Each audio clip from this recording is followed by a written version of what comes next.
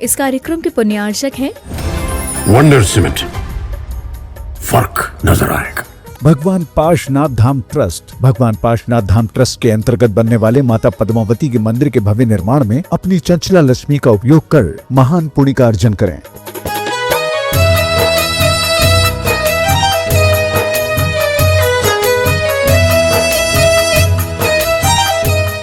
ओम नमः सिद्धेभ्यः, ओम नमः सिद्धेभ्यः, ओम नमः सिद्धेभ्यः। नमः श्री वर्धमानाय निर्धूत कलिलात्मने सालोकानां त्रिलोकानां यद विद्या दर्पणायते। अहिंसा परमो धर्म की, महावीर भगवान की। प्रातः स्मरणीय परम पूजाचार्य गुरुवर श्री विद्यासागर जी मुनि महाराज की जय।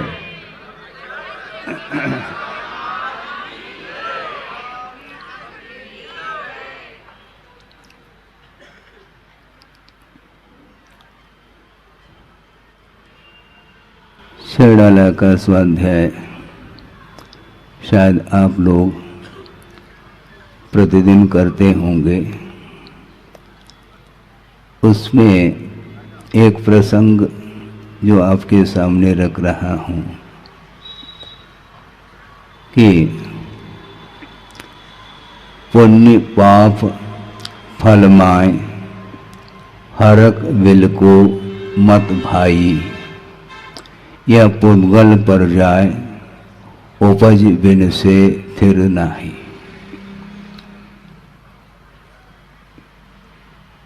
ये पुद्गल का परिणमन है। पुण्य और पाप ये पुद्गल की ही पर्याय है और इसमें संसारी प्राणी हर्ष और विषाद का अनुभव करता है। ये धूप और छाव की भांति पल पल में परिवर्तन संसार में देखने को मिलता है और जिस समय पुण्य का जोर मारता है उस समय वह फूला नहीं समाता है, किंतु अगले ही पल में जब पाप का उदय सामने आता है उस समय वह विषाद का अनुभव करता है, उदास पाता है अपने आप को। आचार्य कहते हैं उदास मत हो जाओ, भगवान के दास बनो। उदास क्यों होते हो?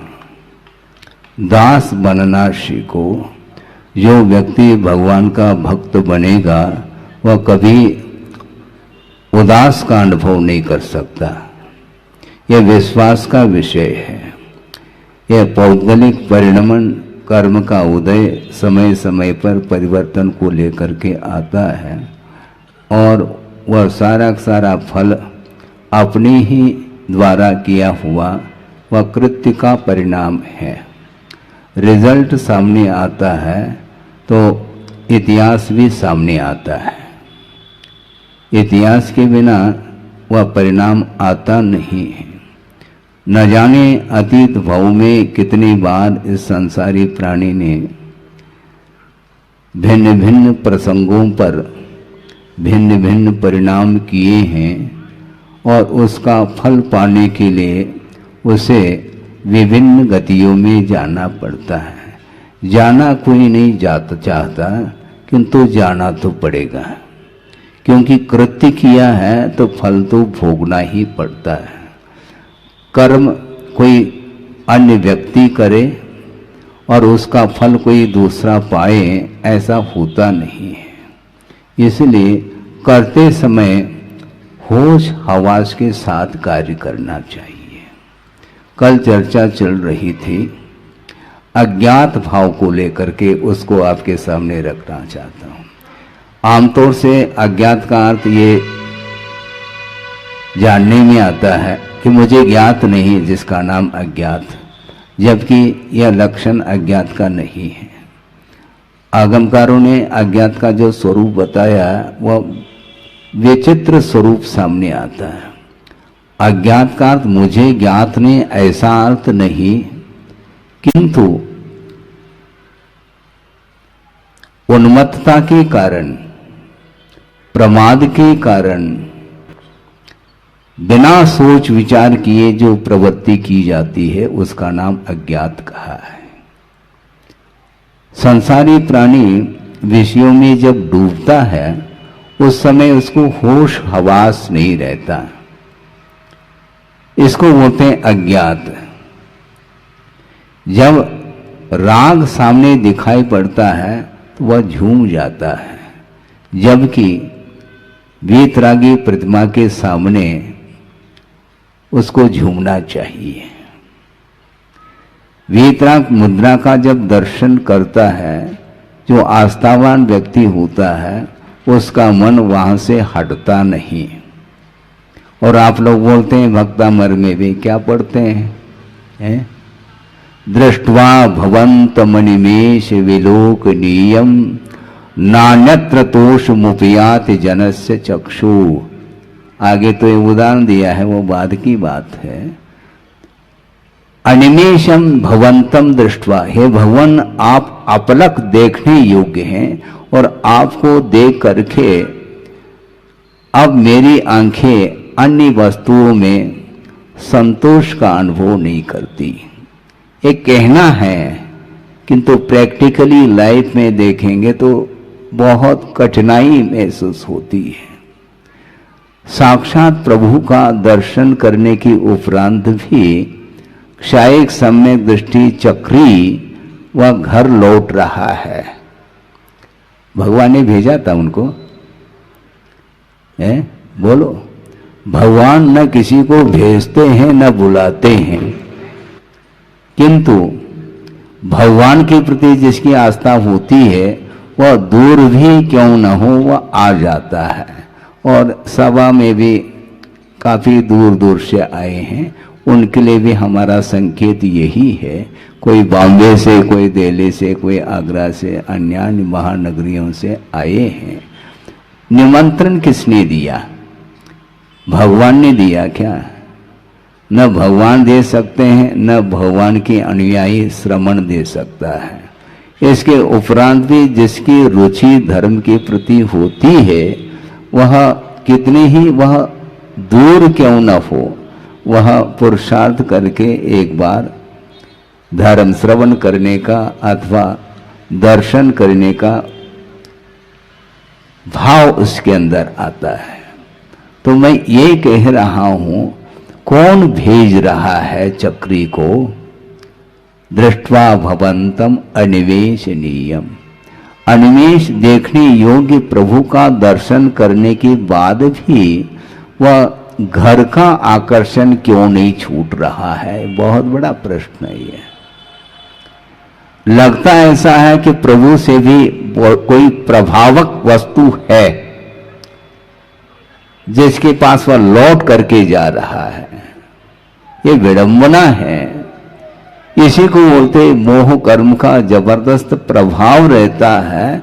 जब तक प्रभु के चरणों में रहता है तब तक वह पूजन अर्चन का भाव रखता है। उसके बाद फिर कहाँ जाना? जहां से आए वहीं जाना, वो तो क्लियर है।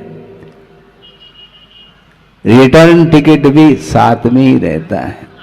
हाँ, रिजर्व रहता है वह टिकट, क्योंकि ये आखिर उसकी भूमिका क्या है? अपनी भूमिका के अनुरूप जो कर रहा है बहुत ओवर कर रहा है, मैं मानता हूं। क्योंकि चारों ओर यह जो राग का जो दृश्य देखने में आ रहा है, उसको गौण करके प्रभु के चरणों में आना ये बहुत बड़ा शुभ लक्षण माना जाता है। तो इसलिए हर विलखो मत भाई ऐसा कह रहे हैं कि इसमें हर्ष और विषाद का अनुभव करता पुण्य और पाप के फल में। पुण्य करता है तो समय पर उसका उदय आता है, वही फल माना जाता है, और उस फल को देख करके वह हर्षित हो जाता है और उसके फल को भोगने का भाव रखता है। जिस समय पुण्य के फल को भोगने का भाव रखता है वह बिना राग के भोगा नहीं जा सकता, और राग के साथ वह भोगता है, उसी समय पुनः वह पाप का अर्जन करता है। हाँ, पुण्य मोक्ष मार्ग में बाधक नहीं, किंतु जो पुण्य का फल है उसको चाव से जो भोग रहा है, उसके माध्यम से पाप का अर्जन होता है, तो निश्चित रूप से उसकी गाड़ी रिवर्स हो जाती है। सोचो, विचार करो, गाड़ी रिवर्स कौन ले जा रहा है? वो स्वयं, गाड़ी उसकी स्वयं की है, स्वयं ड्राइविंग कर रहा है, और वह रिवर्स भी वही ले जाता है। आज्ञा किसकी है रिवर्स लेने के लिए? न भगवान की है, न और किसी की है, स्वयं की ही आज्ञा है, स्वयं की ही भाव हो जाते हैं लौटने का। लौटते क्यों हो? लौट करके पुनः उसी स्थान पर जाना जिस स्थान से आए हैं, तो वहां पर ऐसी कौन सी वस्तु है जो आकर्षक है, जो प्रभु से भी आकर्षक हो, ऐसा लगता है? यदि नहीं है तो लौट क्यों रहे आप? हैं? कब हो न निज घर आयो, ये पंक्ति तो बोलते हैं, किंतु निज घर अर्थात जहां से आए वहीं पर जाता है। ये वस्तुतः ये अनादिकालीन संस्कार मोहजन्य होने के कारण यह बार बार पुनरावृत्ति हो रही है। इस पुनरावृत्ति को रोकने के लिए ही धर्म का सहारा लिया जाता है। मात्र धन का जो सहारा लेता है वह धर्म से दूर हो जाता है, किंतु धन के सहारा लेते हुए भी यदि धर्म को प्रमुख मानता है, तो वह धार्मिक क्षेत्र में भी उस वित्त का सदुपयोग करता है, जैसा आपके सामने एक सज्जन ने किया। हाँ,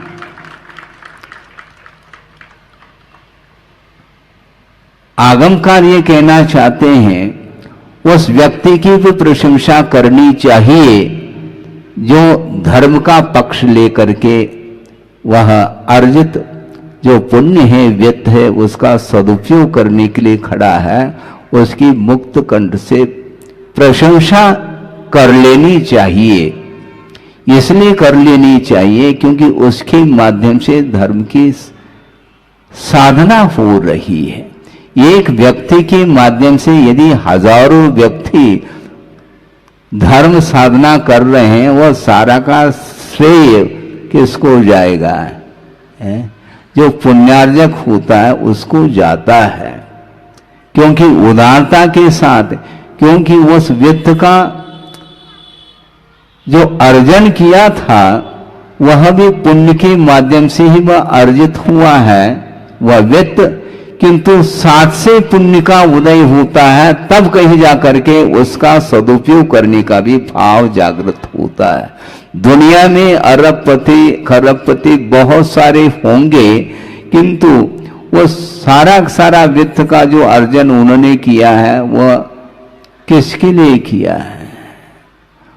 धार्मिक क्षेत्र में उसका उपयोग होता है तो पुनः वह पुण्य और बढ़ता चला जाता है।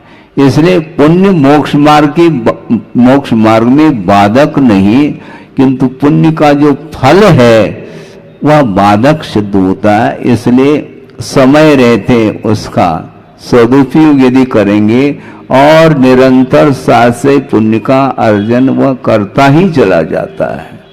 हाँ, चक्रवर्ती ने कोई दुकान नहीं खोली है, कोई फैक्ट्री नहीं खोली, सुन रहे हैं आप? चक्रवर्ती ने ऐसी कोई मिल और फैक्ट्री नहीं खोली, किंतु अतीत जीवन में जो उन्होंने पुण्य का अर्जन किया है वह साथ से पुण्य का अर्जन त्याग के साथ किया है, ये ध्यान रखो। रत्नत्रय की आराधना के फलस्वरूप ही वह चक्रवर्तित्व पद भी मिलता है। हाँ, रत्नत्रय की आराधना करने वाला छाव में नहीं बैठता, वह धूप में बैठता है, क्योंकि उसकी दृष्टि में धूप और छाव दोनों समान हैं। भवने वने वा, चाहे भवन हो चाहे वन हो, उन सबके प्रति साम्य भाव रख करके वह उत्तम त्याग का ये परिणाम है। जो बड़े बड़े पद मिल जाते हैं, पुरुषार्थ के द्वारा फल नहीं मिलता। रत्नत्रय मोक्ष पुरुषार्थ जो करता है, उसके लिए जिस पुरुषार्थ के माध्यम से मुक्ति मिलने वाली है, उस पुरुषार्थ के माध्यम से यदि मान लो स्वर्ग मिल जाए, कोई खास बात थोड़ी है। गुरुदेव का कहना है, मान लो किसी को दिल्ली जाना है और बीच में यदि आगरा मिल जाए तो मिलना ही है। वो तो मिलना ही मिल। उद्देश्य आगरा जाने का थोड़ा ही है, दिल्ली जाने का उद्देश्य है। उसी प्रकार मोक्ष पुरुषार्थ करने वाले का जो लक्ष्य है कि वह केवल बंधन से मुक्त होना, उसका टारगेट है और कोई गेट नहीं उसका। यही टारगेट, यही लक्ष्य बांध करके चलता है और ध्रुव लक्ष्य तक पहुंचते तक वह इधर उधर नहीं देखता। एक ही रास्ता है और मोक्ष मार्ग भी अनेक नहीं हुआ करते, एक ही होता है। दिल्ली का रास्ता अलग है, बॉम्बे का अलग है, कलकत्ता का अलग, सब रास्ते अलग अलग है। कॉलोनी बहुत सारे हैं, महानगरी बहुत सारे हैं, किंतु मार्ग जो है ना मोक्ष का एक ही है। इसलिए लौटना नहीं। मान लो लौट जाओ तो भी वापिस, क्योंकि एक बार प्रभु का दर्शन कर लेता है तो लौटने के बाद भी वह पुनः पुनः आता है, क्योंकि उसके धार्मिक संस्कार प्रगाढ़ होते चले जाते हैं। तो इतनी प्रगाढ़ता आ जाती तो वह फिर बाद में लौटने का भाव भी नहीं करता। इसलिए हर्ष और विषाद का जो भी अनुभव हो रहा है वह केवल पौद्गल की पर्याय को लेकर के है। पौद्गलिक परिणति, गुरुदेव ने ये कहा था, सर्वम इदम पौद्गलिकम। जो कुछ भी देखने में आ रहा है वह पौद्गलिक परिणति है, जड़ की परिणति है। और जड़ की परिणति को देखते हुए संसारी प्राणी जड़ हो रहा है।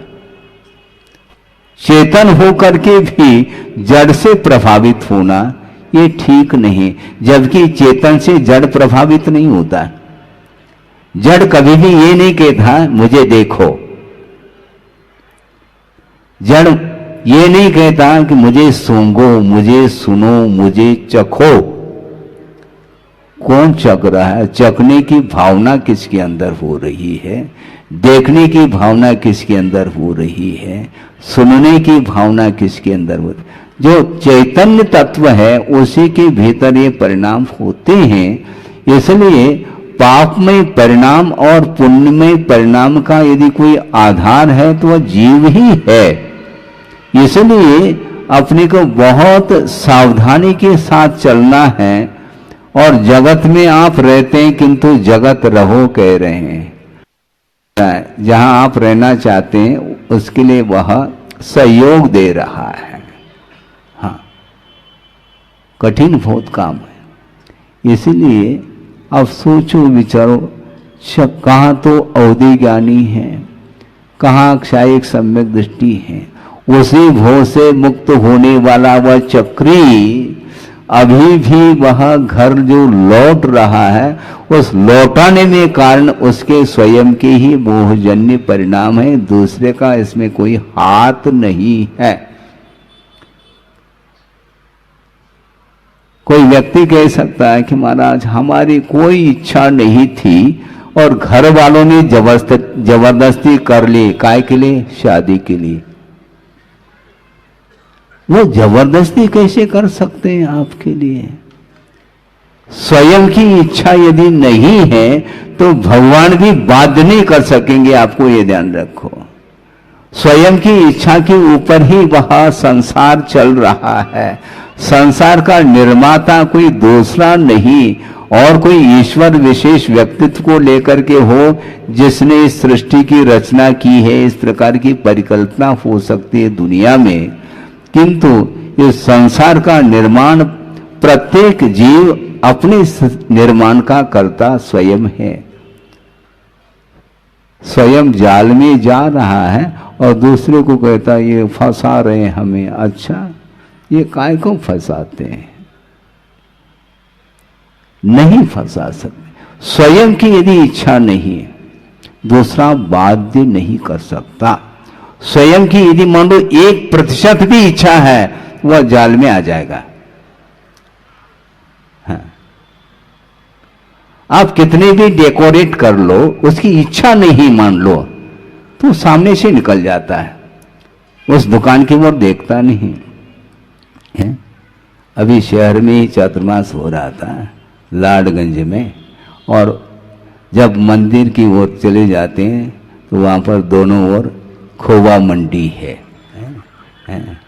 लेकिन सारे सारे खोवा खरीद रहे हैं ऐसा थोड़ी, जिसको खरीदना है वह खरीदता है, बाकी चले जा रहे हैं। सब्जी मंडी में चले जाओ, कहीं भी मंडी, किसी भी मंडी में चले जाओ, वह 10 रुपए किलो 100 रुपए किलो वह चिल्ला रहा है, किंतु आपको कोई फर्क नहीं पड़ना, क्योंकि आपको लेना थोड़ी है।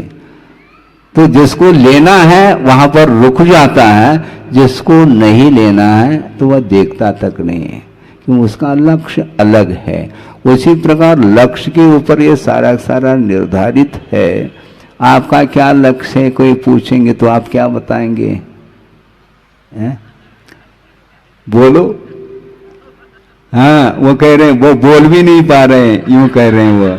मतलब ये इसी को बोलते हैं द्रव्य संग्रह। ये ग्रंथ का नाम है द्रव्य संग्रह है, और एक द्रव्य का अर्थ धन होता है। तो आप द्रव्य संग्रह कर रहे हैं, इसका अर्थ आप स्वाध्याय नहीं कर रहे हैं, किंतु वित्त का संग्रह चल रहा है, और ये संग्रह ठीक नहीं है। और पशु गति में, तिर्यंच गति में संग्रह वृत्ति नहीं रहती है। पेट भर गया पर्याप्त, पेटी भरने का भाव उसके अंदर नहीं आता। किसके अंदर आता है? दुकान को कौन खोल रहा है? उसका ना कोई दुकान है, ना मकान है, जमीन है, जायदाद कुछ भी नहीं है। पुण्य के उदय में यदि मान लो घास फूस मिल जाता है, फल आदि मिल जाते हैं, वो पक्षी पशु आदि खा लेते हैं, बस हो गए। नहीं मिलता है तो भगवान भरोसे पर उसका जीवन चलता है। बहुत विचित्र दशा है। मनुष्य के लिए सब कुछ प्रबंध है, और प्रबंध कारिणी कमेटी भी उसी की है। पशु में कोई प्रबंध कारिणी कमेटी हमने नहीं सुनी। आपने सुनी है क्या? है ही नहीं कोई कमेटी उसकी। और प्रबंध इसको चाहिए मानव के लिए। इसके बाद भी वह कमी महसूस करता है, और आवश्यकताएं उसकी बढ़ती बढ़ती चली जाती है। जबकि पशु के लिए न पशु के लिए कोर्ट कचहरी है, न पशु के लिए कोई बैंक है, पशु के लिए न कोई स्कूल कॉलेज है, कोई यूनिवर्सिटी, कोई सिटी नहीं। न वह सिटी में रहते हैं, न यूनिवर्सिटी में, वह जंगल में ही विचरण करते रहते हैं। इसके बाद भी परिणाम विचित्र ढंग के होते हैं। एक मनुष्य को प्राप्त करके भी वह अधोगति का पात्र हो रहा है, और एक पशु तिर्यंच होकर के भी वह ऊर्ध्वगति का पात्र हो सकता है, होता है। पशु सारे सारे अधोगति के पात्र होते हैं ऐसा तो है नहीं, कहीं पढ़ा तो नहीं आपने।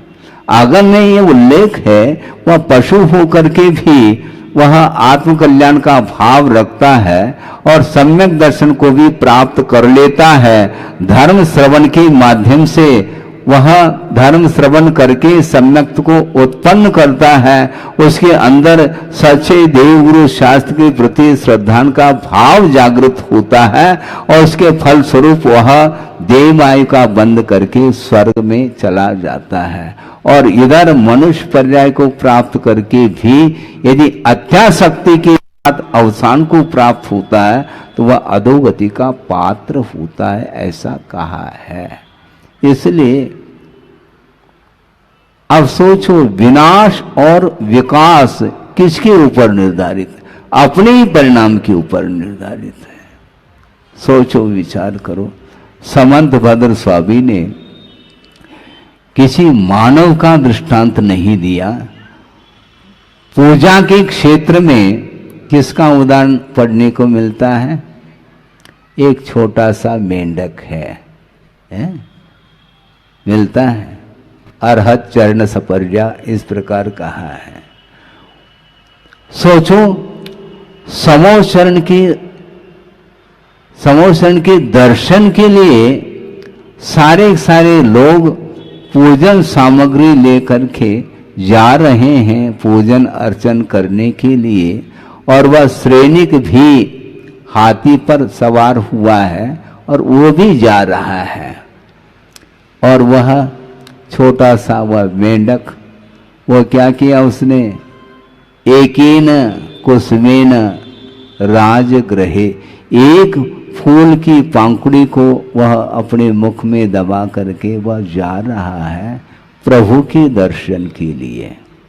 और बीच में ऐसा संयोग मिल जाता है, अतीत का जैसा भी कर्म का योग हो, और उसी श्रेणी के हाथी के नीचे वह अवसान को प्राप्त होता है। लेकिन सैनिक अभी समोचरण में प्रवेश नहीं पाया, उसके पहले वह स्वर्ग से उतर करके प्रभु के चरणों में उपस्थित हुआ है। अग्रिम पंक्ति में है वो। हाँ, और सैनिक जाकर के प्रभु का दर्शन कर लेता है और उस ओर दृष्टि जाती है। सारे मुकुट को पहने हुए देव हैं, किंतु एक ऐसा कौन सा देव है जिसके मुकुट में मेंढक का चिन्ह क्यों है? ये इतिहास बता रहा है। पूछा, प्रभु इसके मुकुट में मेंढक का चिन्ह क्यों? सुनो इतिहास, ये इतिहास साक्षी है। पूजन के भाव को लेकर के वह एक छोटा सा प्राणी मेंढक और श्रद्धा के साथ आ रहा था, और बीच में उसका अवसान हुआ, और पूजा के परिणाम के कारण वह स्वर्ग में पहुंच गया 2 समय के अंदर, और वह आया है। और उपास्या पर उसका जन्म होता है। जन्म होते अवधिज्ञान भी होता है, कहाँ से मैं आया हूँ, क्या सारा उसका इतिहास सामने आता है। तो तुरंत वह प्रभु दर्शन के लिए चला जाता है। विकास किसके द्वारा हो रहा है? आप अनाउंस करते रहो। हाँ, वो बिना अनाउंस किए वह पहुंच गया। वो सारे लोग अपने अपनी ड्रेस पहन करके जा रहे, उसका कोई ड्रेस नहीं, किंतु एड्रेस कायम रहा उसका। उसने सही मायने में उस निकृष्ट पर्याय में भी उसने विकास किया है। कमाई उसने की है, इनकम उसे हुआ। कौन सा एड्रेस था उसके पास? कोई नहीं है। कोई देखे नहीं देखे, कोई कमेंट्स करे न करे, इसको कोई फर्क नहीं पड़ता। उसका लक्ष्य है, ये जो पतन हुआ है मेरा, ये पाप का परिणाम है, इसलिए हमें जल्दी से जल्दी पुण्य का अर्जन करना है, जिसके माध्यम से वह मनुष्य पर्याय हमें प्राप्त हो जाए, जिसके माध्यम से हम स्वर्ग नहीं और ऊपर उठना है। लेकिन लिफ्ट नहीं लगाए, ध्यान रखो। लिफ्ट के माध्यम से हम स्वर्ग पहुंच जाए अथवा मोक्ष महल में प्रवेश कर जाए। बहुत सारे जो है ना अटकलें लगाता रहता है। इच्छाएं बहुत जागृत होती, किंतु इच्छा से कुछ नहीं होता। कि वस्तुतः आपका समर्पण भाव यदि है और समीचीन यदि पुरुषार्थ करते हैं, तो निश्चित रूप से बिना मांगे उस पुरुषार्थ के बल पर आपको मिलना ही मिलना है। आप मांग क्यों रहे हैं? ये मांगना छोड़ दो, याचना छोड़ दो, वाचना करो, स्वाध्याय करो, वाचना करो, याचना मत करो। वाचना तो करो नहीं, स्वाध्याय तो करता नहीं, और बस याचना करता करता प्रभु के सामने हाथ जोड़ करके खड़ा रहता है। प्रभु कहते हैं तुम हाथ क्यों जोड़ रहे हो? पहला हाथ दिखाया था इसलिए पतन हुआ है। अब ध्यान में आ रहा है हाथ जोड़ने का। हाथ जोड़ो, भीतर से हाथ तो जोड़ दिया, मन भी तो जोड़ो। प्रभु के सामने तुम्हारा शरीर खड़ा है किंतु मन भी प्रभु के चरणों में होना चाहिए। इसको बोलते हैं भावात्मक धर्म है। मैं इन क्रियाओं को गौण नहीं करना चाहता। ये क्रियाएं, इसका निषेध नहीं, किंतु इन धार्मिक क्रियाओं के पीछे हमारा जो उद्देश्य है वह भी पवित्र उद्देश्य होना चाहिए। आप पंच कल्याणक करने जा रहे हैं, आप करने जा रहे हैं कि भगवान का हो रहा है? क्यों आप अनाउंस क्या कर रहे हैं? कल्याण प्रभु का होना है, आपका क्या होना है? पंच कल्याणक देखने से आपका कल्याण होना है, उनका वो तो करते चले जा रहे हैं। वो तो उनका तो प्रैक्टिकल पेपर है, आप केवल दृश्य देख रहे हैं। किंतु देखने से भी श्रद्धा में मजबूती आती है। श्रद्धा नहीं है तो उत्पन्न होता है, और श्रद्धा लेकर के आया है तो उसमें और सम्यक तो वर्धनी क्रिया इसी को बोलते हैं। सम्यक दर्शन में यदि वृद्धि होती है तो सच्चे देवगुरु शास्त्र की उपासना के माध्यम से ही सम्यक दर्शन में और निखार आता है। इसलिए आप दूर दूर से आए हैं, आपसे भी दूर से मैं आया हूं, क्योंकि तीन लोक में कहां पर था, मेरा आते जीवन किस कोने में था किसी को ज्ञात नहीं है।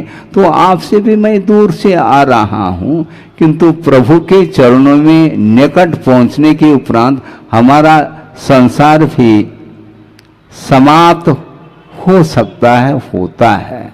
इसलिए ये आकर्षण से बचिए आप। गुरुदेव ने 40-45 नहीं 50 साल लगभग क्षेत्र पर ही व्यतीत किया है उन्होंने। सिद्ध क्षेत्र, अस्य क्षेत्र में ही वर्षा योग, शीत योग, ग्रीष्म योग सब व्यतीत किए, और उसमें इस पवित्र स्थान में रह करके उन्होंने आत्मा की साधना ही की है। और उसमें जो साधना करना चाहता है, कल्याण करना चाहता है, इस भाव को लेकर के कोई आता है तो उनके लिए भी उन्होंने मार्ग प्रशस्त किया है। अब मुझे मार्ग प्रशस्त करने की कोई आवश्यकता नहीं है। प्रशस्त करके गए हैं, उसको प्रशस्त रखना चाहिए हमें। हमारे परिणामों के माध्यम से वह मार्ग अप्रशस्त ना हो, इस प्रकार सावधानी के साथ हमें मार्ग पर चलना है। और जो चलना चाहता है उसके लिए मार्ग के आगम के अनुरूप ही उसको संबोधित करने की आज्ञा है।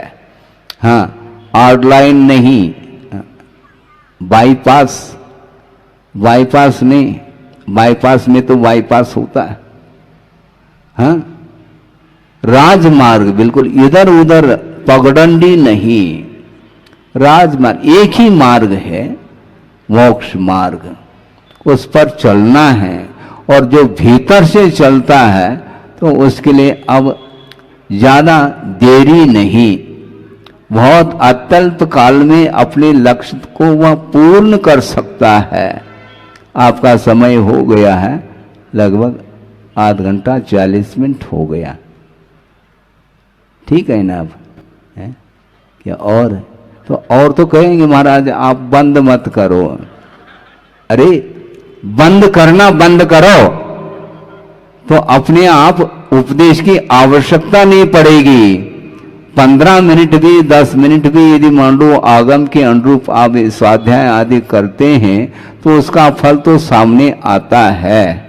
ज्यादा और कम से कोई मतलब नहीं।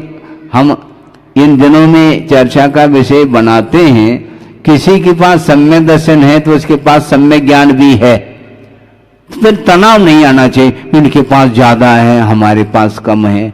कम ज्यादा से कोई प्रयोजन नहीं, समीचीन ज्ञान होना चाहिए। सम्यक ज्ञान यदि आपके पास है, निश्चित रूप से टिकट कट गया है, सम्यक दर्शन टिकट का काम करता है, लेकिन उसको सुरक्षित में रखना है, नहीं तो कभी भी सम्यक दर्शन छूट सकता है। इसलिए आपने समर्पण भाव के साथ सम्यक दर्शन को उपलब्ध किया है, और वह मोक्ष मार्ग की प्रथम सीढ़ी है। अभी बहुत सारी सीढ़ी चढ़ना है, इसलिए वो सम्यक दर्शन के आधार से ही हम संसार का अंत कर सकते हैं। सबका संसार अंत को प्राप्त हो, इस पवित्र भावना के साथ अहिंसा परमो धर्म की जय। बोधि समाधि परिणाम शुद्धि स्वात्मोपलब्धि शिव शोक शुद्धि चिंतामणिम चिंतित वस्तुदाने त्वामंद मानस्य ममास्तु देवी। परम पूजाचार्य गुरुवर श्री विद्यासागर जी मुनि महाराज की जय। ओम नमः सिद्धेभ्यः, ओम नमः सिद्धेभ्यः, ओम नमः सिद्धेभ्यः। नमः श्री वर्धमानाय निर्धूत कलिलात्मने सालोकानां त्रिलोकानां यद विद्या दर्पणायते। अहिंसा परमो धर्म की महावीर भगवान की प्रातः स्मरणे परम पूजाचार्य गुरुवर श्री विद्यासागर जी मुनि महाराज की जय।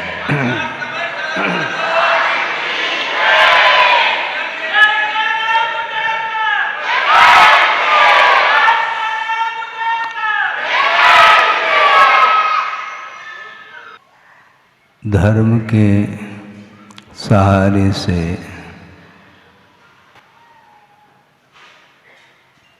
धर्म का आलम्बन लेने से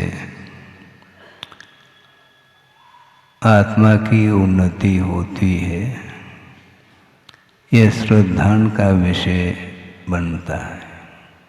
और जिसके अंदर यह श्रद्धान, यह आस्था जगी है, वह परोक्ष में भी प्रत्यक्ष जैसा अनुभव कर सकता है। यहाँ से विदेह क्षेत्र बहुत दूर है, वहाँ पर जाना संभव नहीं इस भाव में, किंतु वहाँ के उस दृश्य को यहाँ पर देखा जा सकता है, आस्था के बल पर ही देखा जा सकता है। और 720 समोशरण की रचना सागर समाज ने बड़े उत्साह के साथ विमल सागर जी के सानिध्य में विधान संपन्न हो रहा है।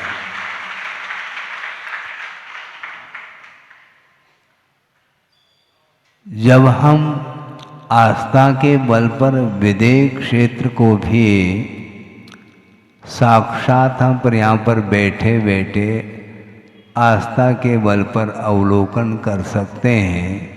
विदेह क्षेत्र बहुत दूर है, तो सागर का दृश्य भी मैं यहाँ बैठे बैठे देख सकता हूँ।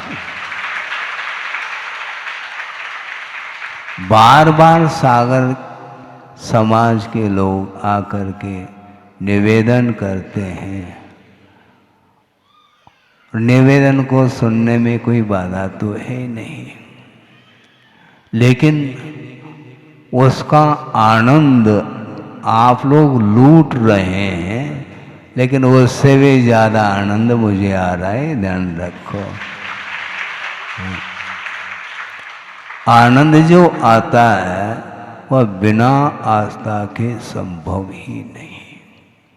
वस्तुतः हमने पहले भी ये प्रसंग बनाया था, समय कम है, लेकिन फिर भी इस प्रसंग को आपके सामने रखना चाहता हूँ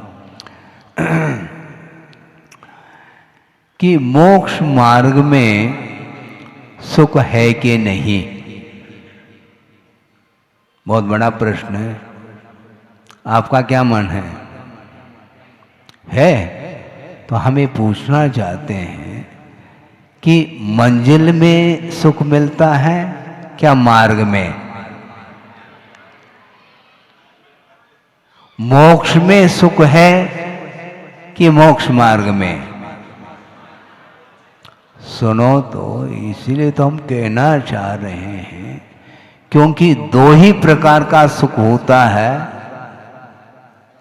एक तो विषयजन्य सुख होता है और एक विषयातीत सुख होता है, जो कि मोक्ष में उपलब्ध होता है। एक इंद्रिय आश्रित सुख होता है और एक इंद्रियातीत सुख होता है। तो आपको कौन सा सुख प्राप्त हो रहा है? इंद्रियातीत तो संभव है नहीं, और इंद्रियजन्य जो सुख है वह वैश्विक सुख माना है। तो ऐसी स्थिति में प्रश्न बहुत खड़ा ज्यों का त्यों रह सकता है कि मोक्ष मार्ग में सुख है कि नहीं, क्योंकि मोक्ष मार्ग पर जो आरूढ़ होता है वह श्रवण अथवा अनुवृत्ति आदि।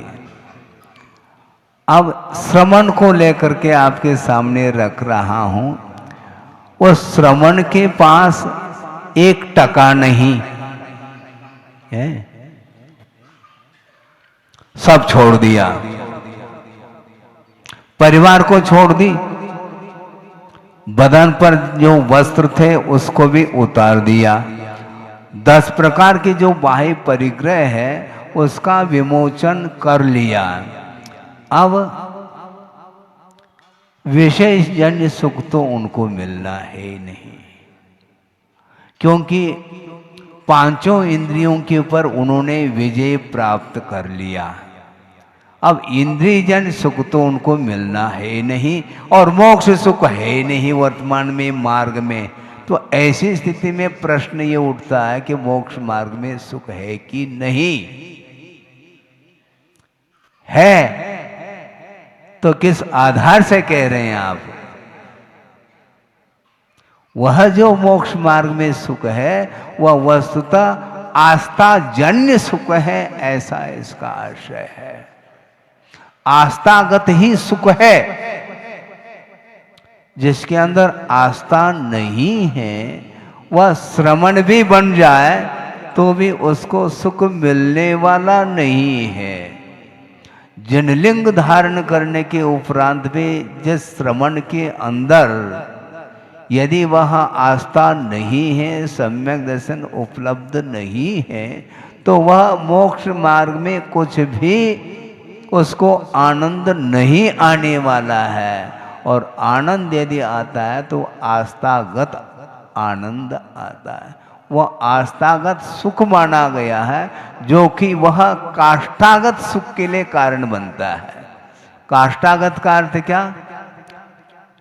पराकाष्ठा जिसको बोलते हैं, सुख की पराकाष्ठा मोक्ष में है।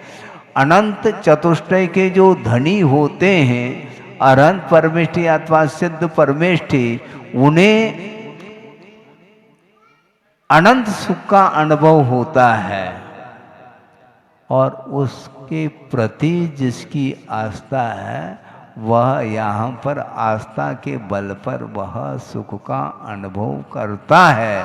इसलिए वह विदेह क्षेत्र दूर है, किंतु दूर होते हुए भी परोक्ष में भी प्रत्यक्ष बैठ करके जो आनंद का अनुभव कर सकता है या करता है, उतना ही आनंद परोक्ष में भी लिया जा सकता है।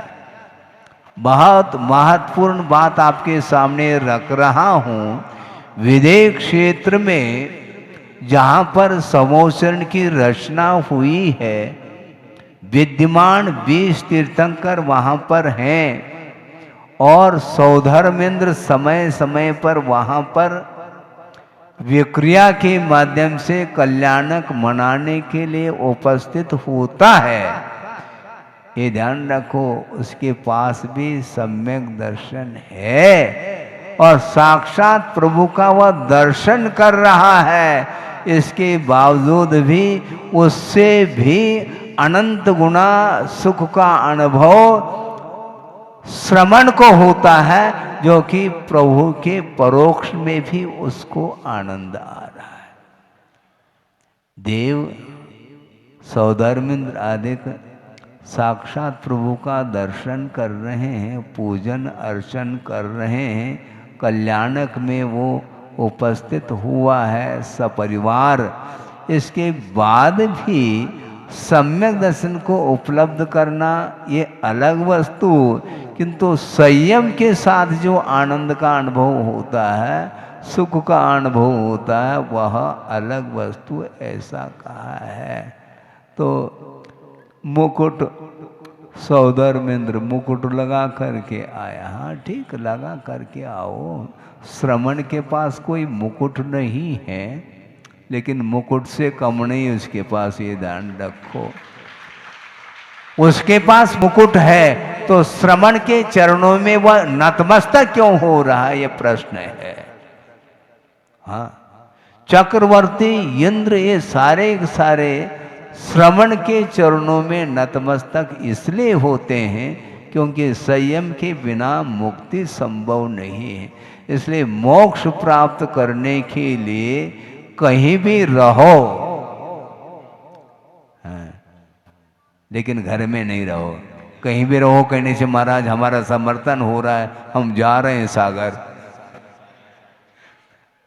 कहीं भी रहो का अर्थ यह है कि वस्तुतः परिग्रह से ऊपर उठ करके वह किसी भी क्षेत्र में रहता है तो उसको वह आनंद का, सुख का संवेदन वह कर सकता है, क्योंकि मोक्ष मार्ग ही मंजिल के लिए वह कारण माना जाता है। इसलिए सागर वालों को हम पूछना चाहते हैं कि 720 जो समो शरण की रचना आप लोगों ने की है और इंद्रादिक पद को भी प्राप्त कर लिए हैं, उद्देश्य क्या है बताओ? उद्देश्य क्या है? इंद्र बनने का तो नहीं उद्देश्य, अहम इंद्र बनने का उद्देश्य तो नहीं है। ये नहीं होना चाहिए।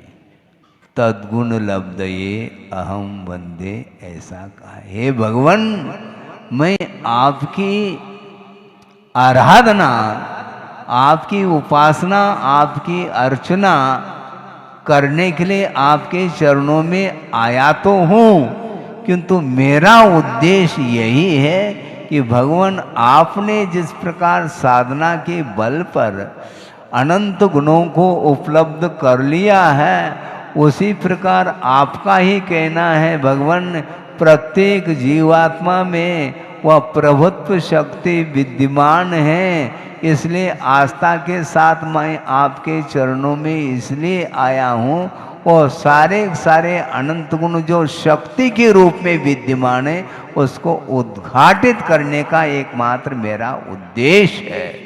इस उद्देश्य को लेकर के यदि धर्म की आराधना की जाती है तो वस्तुतः आस्था के माध्यम से वह सुख का अनुभव करता है, क्योंकि विषय छूट गए हैं, मुक्ति वर्तमान में है नहीं। किंतु आचार्य कहते हैं वर्तमान में मोक्ष नहीं है, ठीक है, किंतु गुरुदेव का यहाँ तक कहना रहा है, वह प्रसंग आपके सामने 2 मिनट में रख लो। किसी ने कहा कि महाराज आज तो पंचम काल है? और पंचम काल है तो चाहे श्रावक हो, चाहे अनुवृत्ति हो, चाहे श्रमण हो, दोनों को मुक्ति नहीं मिलेगी, पक्की बात है। और दूसरी बात है कि वर्तमान में अनुव्रत अथवा महाव्रत अंगीकार करके यदि स्वर्ग में पहुंचेगा तो 16 स्वर्ग के आगे तो पहुंच नहीं सकता कोई भी। तो इसलिए मुनि बनने की क्या आवश्यकता है? हम श्रावक व्रत का पालन करके आपके बराबर वहीं पर मैं आ जाऊंगा, आप भी जाओगे तो 16 स्वर्ग ही तक ही जाओगे, उसके आगे तो कोई गुंजाइश ही नहीं। इसी प्रकार हम भी अनुव्रत का, प्रतिमाओं का पालन करके वहाँ तक पहुँच जाएंगे, क्योंकि पंचम काल में मुक्ति तो है नहीं। तो गुरुदेव ने उनको ये कहा, ये ध्यान रखो, किसने कहा है कि पंचम काल में मुक्ति नहीं है? तो आप लोगों को भी एक क्षण के लिए विकल्प हो सकता है कि महाराज पंचम काल में मुक्ति होगी क्या? हाँ बिल्कुल। मोक्ष बोलते किसको?